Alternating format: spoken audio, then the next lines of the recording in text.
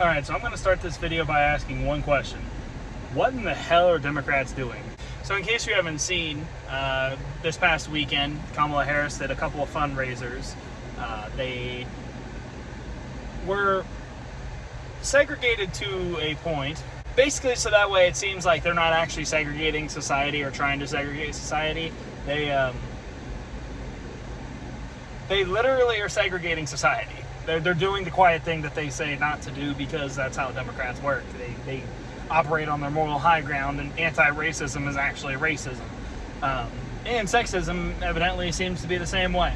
So over the weekend, the Harris campaign decided to run some mass Zoom meetings. I don't know exactly how that works. I've never seen or done one.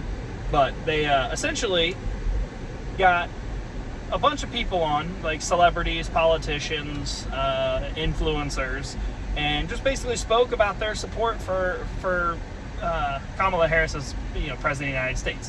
When they did it, it wasn't just a bunch of random people. No, this was targeted. This was very specific. So one of the first ones was black women for Harris, which, okay, I understand your point. You're trying to appeal to the black base, specifically black women, and obviously Kamala Harris kind of fits that. I get what you're saying. But then they proceeded to also do white women, or just women for Harris, but it was all just white women. And then they also did white dudes for Harris, white dudes for Kamala. So I'll just do this. Here's a little bit of that white dudes for Harris. Some of the dudes guys who spoke. I accepted the invitation. I was brought to the party not so much as being white, and I certainly am, but because I'm a dude, So a friend sent me this email today with your hat on there, and I said, "Oh, I gotta have one of those. I qualify, man. I'm white, I'm a dude, and I'm for Harris." Masculinity as a trope has been co-opted by the MAGA right into something that feeds into and exacerbates the loneliness epidemic, as well as the mental health crisis that many face that end up leading to really destructive behaviors. We aren't the only ones that are hurt by these things. Black and brown people, LGBTQIA plus people, especially trans women and indigenous people, and all sorts of other folks in our society who've been historically and often still today are marginalized and being hurt, demonized, and marginalized even further. So directly following this Zoom meeting, essentially, I guess on X, the white dudes for Harris got removed from Twitter. X. I'm not on Twitter. I don't use it. I stopped using it the day that they banned a sitting president. Evidently, they banned the page for this, the white dudes for Harris. And when they did that, there's a specific line that Politico uses, essentially along the lines of the fact that this page is getting removed from Twitter or X instills distrust in this election, in that X is trying to manipulate this election. It's election interference is essentially what Politico tries to say. But what happened in 2020, when this has all come out now with the Twitter files that Elon released when he took over Twitter, that Facebook, Twitter, and Instagram, and all these different social media platforms were approached by federal government employees and were specifically told to pressure to remove the Hunter Biden laptop story, to remove conservative voices from being able to speak on their platforms. So I don't want to hear the pity party and the fairness and the free speech talk now when you guys, as soon as Elon took over Twitter, decided that you hated him, that this man was the worst man. This man is just like Hitler 2.0, just like Donald Trump, Orange Hitler. Enough of the free speech argument from you guys. You guys don't fight for free speech. You don't care. So your arguments ring quiet. You guys do not care about free speech. So don't try and do it now. If this were 2020 and the Hunter Biden laptop story came out, again, you would instantly see. But this time, instead of the Hunter Biden, it was in related to Kamala Harris, or like Hillary Clinton with her the email scandal. It's always disinformation. But when the other side does it to them, or in this instance, when it directly affects them, it's well, this is an attack on our free speech.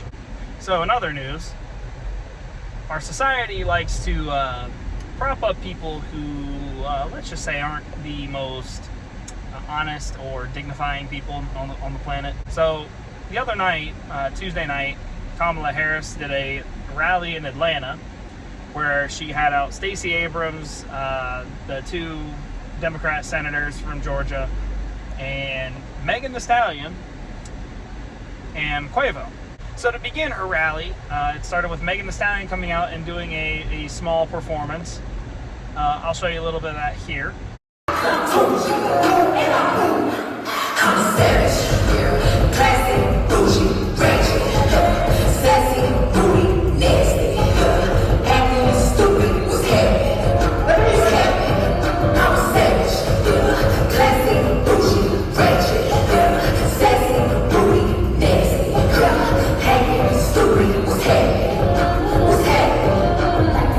So as you can see, I mean, she comes out dressed in the tightest, I suppose, slacks that she could find. I guess you would call those slacks.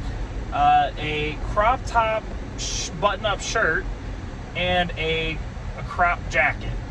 Like she's supposed to be some hot girl, you know, using her own terminology, businesswoman. This is all that Democrats have that they want to bring out. They don't want to bring out an actor who's articulate and intelligent. No, they have to bring out a wannabe rapper. Her only claim to fame is rapping about all of the sex that she can have and all of the men she can get because of how beautiful she is. Now, to each their own, but I don't think it's necessarily dignifying, considering the only thing that you add to society is mediocre rap music. But of course, now what they're trying to argue is Trump, the day after, decided that he was going to announce a rally in the same exact convention center on this Saturday. So we will see what that ends up turning into. But their instant argument for all this after that rally was, well, let's test, let's see what Donald Trump's crowd sizes are in comparison.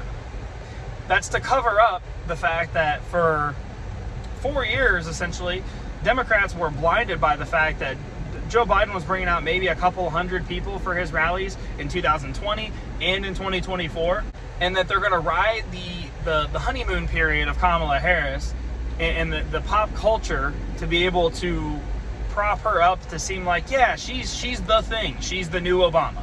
That's what they're trying to do. She's Obama 2.0 with a snatch between her legs. I guarantee a lot of the people who were there for that rally were really there for Megan Thee Stallion and or Quavo. Not so much believing that people were there for Kamala Harris. Here's another thing, and this just, I'm going to shoot it back to them. Democrats are weird. Democrats have been recently trying to, and it was very obvious over the past weekend. I'll show a few clips here. The addition of JD Vance to this ticket, it's incredibly bad choice. I think Donald Trump, I know him, and he's probably sitting and watching the TV, and every day it comes out Vance has done something more extreme, more weird, more erratic. Vance seems to be more erratic and more extreme than President Trump. And I'll bet President Trump is sitting there scratching his head and wondering, why did I pick this guy? Kamala Harris in so many ways might just be the right candidate at the right time. The right candidate for this century, by the way. She might be the right candidate to tell the country that actually we don't have to go back. To tell the country that actually back wasn't so great for lots of Americans and that we can go forward instead. Now, I'm not going to sit here and tell you this is going to be easy. It is not. Donald Trump and his weirdo running mate and the Republican apparatus behind them will regroup. They will throw everything. It's going to be gross, misogynistic, sexist, racist, all of the things. Just weird. I mean, they really are. The things that they stand for. Donald Trump, of course, is afraid of windmills, and he talks about all kinds of crazy stuff. His running mate, as you probably have heard, is getting known for his obsession with couches, and somebody who is hiding his views on a woman's right to choose. And then just broadly, the attack on people who are childless and saying that we had to raise taxes on childless people, calling them cat ladies. I think, he apologized to cats, but he hasn't apologized to women. But there's been a massive attack against Senator JD Vance. the vice presidential candidate, and they all seemingly to have gotten the same buzzword. And it's quite a weak argument when the only argument you have against a politician is not that he's weak, not that he's unintelligent, not that he's incapable. No, it's that he's weird. Because weirdness has everything to do with how capable someone is of the job. I mean, if that were the case, what are they going to say about Elon Musk? He is the wealthiest man in the world. He is one of the most intelligent men in the world. But he can be, quote, weird at times because that's... But they can't say that, though, because then that's judgmental based off of his disability, because obviously he has Asperger's. But if they use that standard and applied it evenly to people, everyone's weird. Everyone's weird. I'm weird. You're weird. Trump's weird. We all have our quirks. That's part of being human. That's what makes us human. You know it's a weak argument and that they have nothing against the guy if all they can say about him is he's weird. And this is coming off the back of the 2021 clip or whatever it was, where JD Vance basically compared Democrats, top-level Democrats, to a bunch of childless cat ladies. It had nothing to do with the fact that all of them are childless cat ladies, which they got offended by. No, he was comparing them to that, like the crazy cat lady, that they don't really understand how the world works, that they live in their own bubble. That's what the comparison was for, not for the fact that they are childless cat ladies, which Kamala Harris is, just so happens to be, so that's why everyone got offended. Politics is crazy. This election cycle is ridiculous. It seems like every time we turn around, something new's happening, so that's why I'm trying to keep up with everything going on, but also trying to upload videos semi-regularly to keep up with, you know, kind of what's in the new, because the election cycle, or the news cycle, seems to be about 48 to 72 hours, you know, and then going to the next thing, which is why I'm talking about something different than last time, because that was about 2 or 3 days ago.